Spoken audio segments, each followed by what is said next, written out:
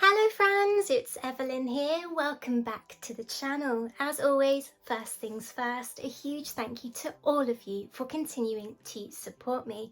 And if you haven't done so already, please hit that all important subscribe button and come over and follow me over on Instagram where we can chat all things creative.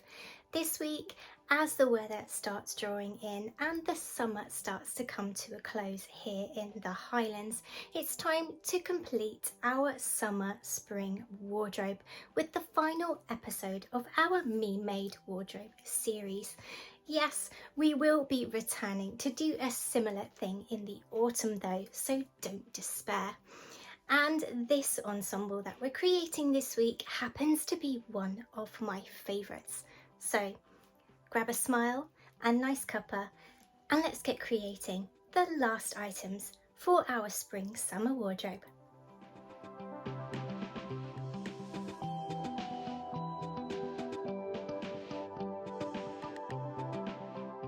In the 1940s, the crop top made its debut, with bodice waistlines heightening for summer ensembles and beachwear like these, often paired with gathered skirts fitted at the natural waistline.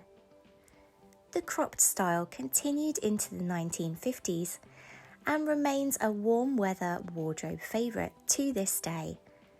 It is also a style that is definitely lacking in my wardrobe, so let's change that.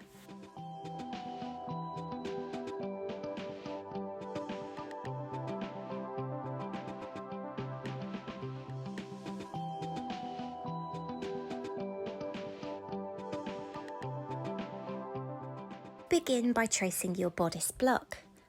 I'm going to use a stretch fabric for this top, so I won't need to worry about any fastenings. Working on the front, draw in your bust line through the apex point and the centre of your bust dart.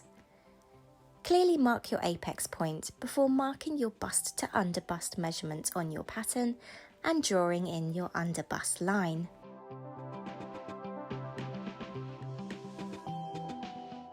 Plot your bust to underbust measurement all the way around your apex point, creating a bust circle like so.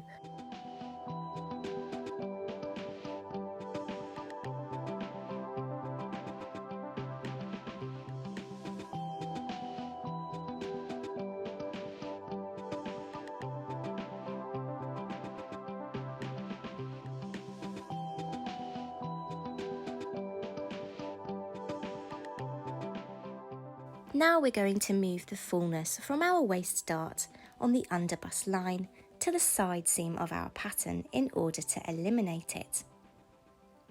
Measure the fullness and mark that measurement along the underbust line at the side seam like so. Join this mark to the outer edge of the lower dart leg and strike out the waist dart, eliminating it.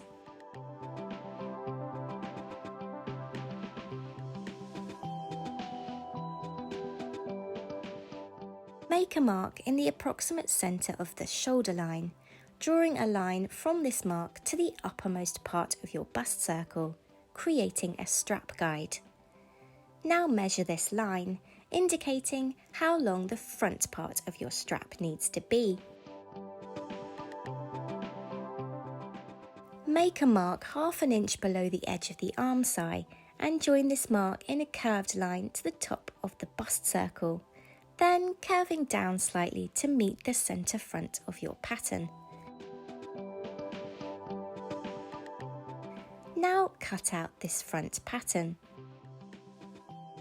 Here is my front piece cut out.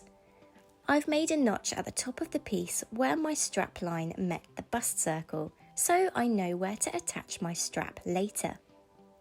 Next, I'm going to eliminate the bust dart, scoring one of the dart legs and through the centre of the dart to allow me to fold it and tape it shut. So now that the bust dart is closed, grab some pattern paper and trace around the piece, truing up the side of the pattern where the bust dart was closed, adding fullness rather than taking it away when doing so. Now that I've traced my pattern, I'm going to extend the hemline by 1.5 inches because I don't want the top to come right underneath my bust, and I want it to cover any undergarments that I might want to wear with the top.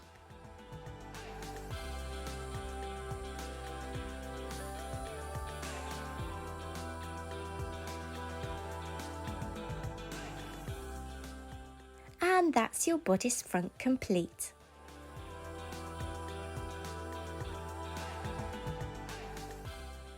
Now it's time to work on the back bodice. Taking our front pattern piece, we're going to line it up along the back side seam. Come down from the edge of the arm side by 1/2 inch and make a mark. Line up the top of the front piece with that mark at the edge of the side seam, making a mark on the back side seam where the base of the front pattern piece finishes. Draw lines from these marks across the back pattern piece to the centre back, creating your back pattern. Draw a line through the centre of the back dart to the top of the pattern piece.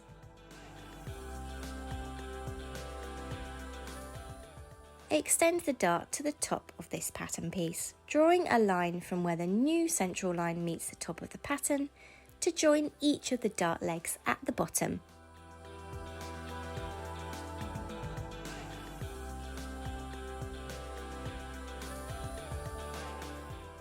Make a mark in the approximate centre of the shoulder line and draw a line from this point to the top of the dart, creating a guide for the back of your strap. Measure this line, indicating how long the back part of your strap needs to be. Cut out this back pattern piece. Having cut out the piece, cut out the dart wedge from the centre of the pattern, discarding it before taping the two pieces together.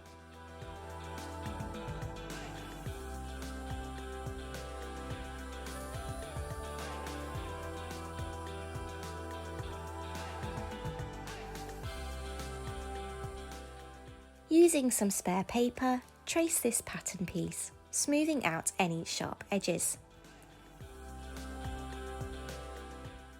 I also make a notch on the pattern piece where the two back pieces join, so I know where to attach the strap on the back of my top.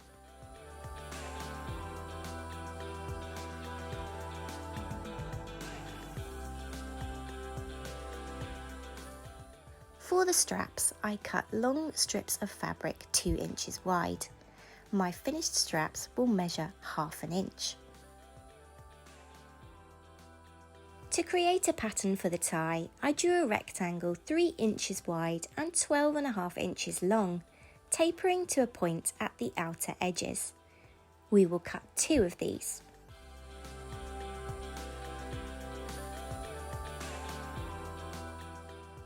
To create a gathered skirt, we use a rectangle of fabric. Its length will be the desired finished length of your skirt plus seam allowances. The width of the piece should be at least 2.5 times your waist measurement plus seam allowance to allow for gathering. For the waistband of your skirt, the length is your waist measurement plus 2.25 inches. The width is 2 times your desired finished width plus 1.25 inches for seam allowances.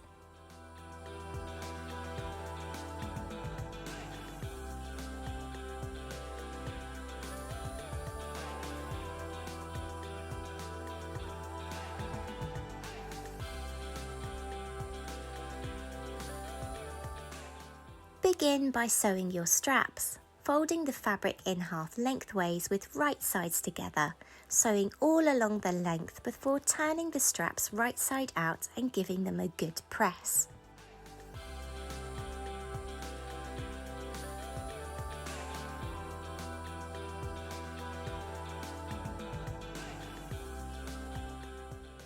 To create the tie, place the tie pieces right sides together and stitch all around, leaving a small opening in the centre so you can turn the piece and top stitch it closed.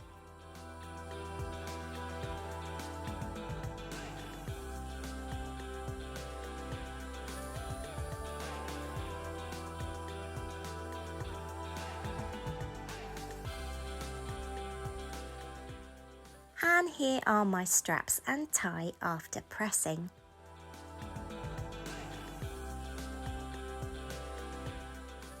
Now place your top front pieces right sides together and pin and sew all along the top edge, leaving gaps for your straps to be inserted later. I've cut my main fabric ½ an inch longer than my lining fabric so that I can fold this excess to the inside of the garment and top stitch it in place, concealing the raw edge of the lining.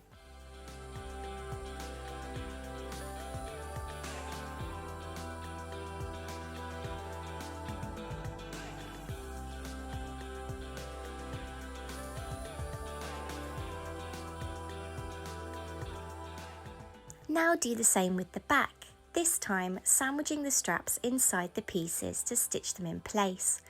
I find it easier to insert the straps in the back of my garment first. Then I can fit the garment, pinning them where they're needed to be added on the front when I try it on.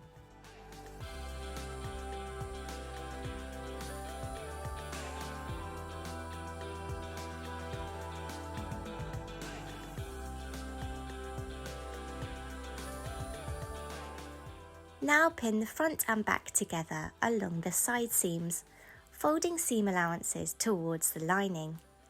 Use a zigzag stitch on these seams as we're not using any fastening on this top, so we need to retain the stretch in our fabric. And here I am sewing those zigzag stitch side seams.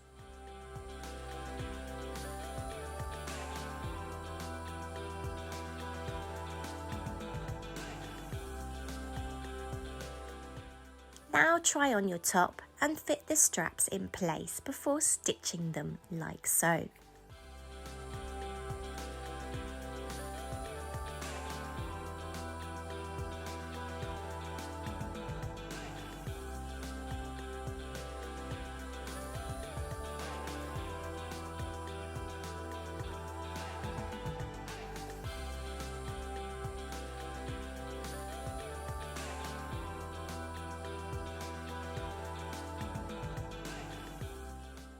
I then understitched the top seam, pushing the seam allowances towards the lining and stitching 1/8 of an inch away from the seam. This will give your top a lovely, nice, neat, clean finish along the top edge.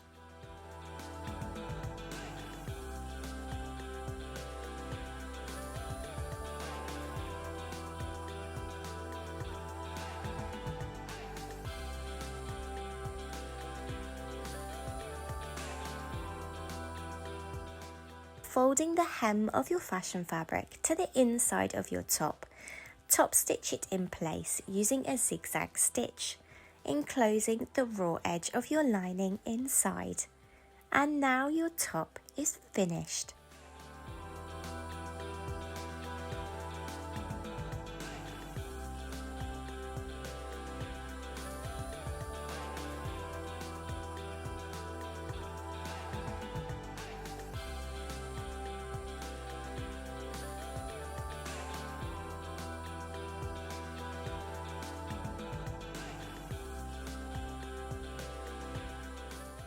Start creating your gathered skirt by inserting your zip. I find it much easier to add the zip now before any gathering is done. Because this skirt is created using just a simple rectangle of fabric, you can wear it with the zip on the side or at the back. The choice is yours.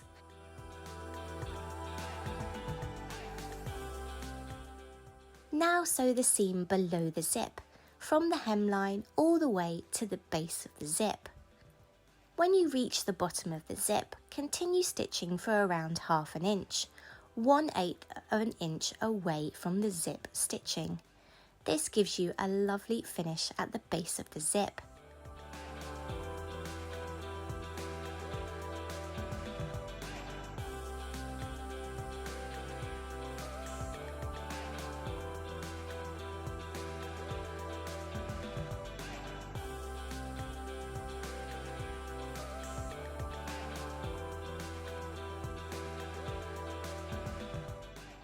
Now using the largest stitch length on your machine, Run a line of stitching all along the top waistline of the skirt, doing so within the seam allowance so that your stitches won't be seen on the finished garment.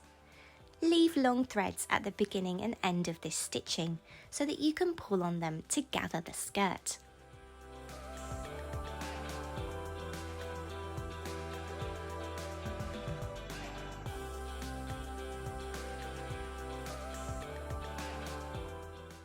Now let's take a look at the waistband.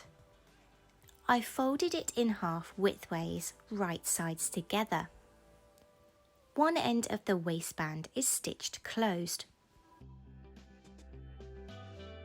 The other end creates our underlap, and I've marked on how we create that. I will sew down from the fold to the seam allowance before pivoting and sewing across for 1 inch, creating the underlap.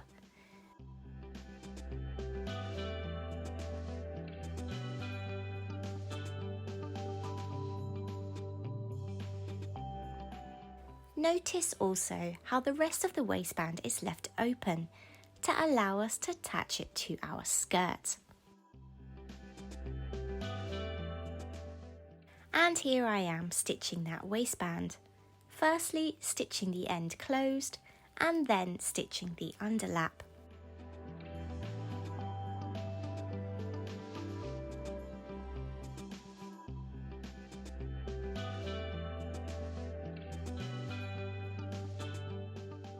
Gather your skirt piece to fit within the open portion of the waistband and pin one open edge of the waistband to the raw top edge of your skirt with right sides together.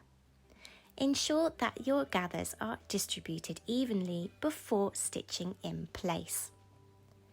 Flip the waistband to the inside of the garment before hand stitching it in place, concealing the raw top edge of your skirt inside. Hem your skirt to finish.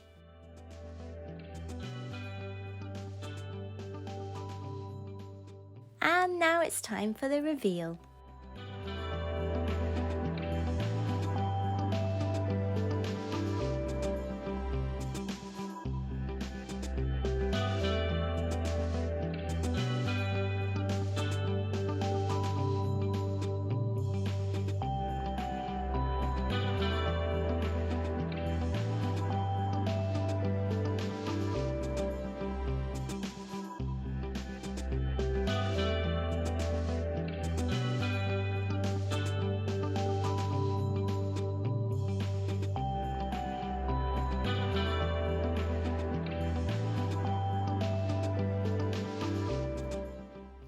So there we go, the final items for our spring-summer vintage inspired wardrobe this year. I absolutely love this co-ord set and I might already have made another 2 and maybe have a third ready to cut out and make, even though it's starting to get cooler here already. Never mind, can always wear it next year. I hope you have enjoyed creating this wardrobe on this journey as much as I have. I'll tell you something, I am fast running out of wardrobe space. Well, there's worse problems to have. But until next week, friends, you know the drill. Be safe, be kind, take care. Bye, friends.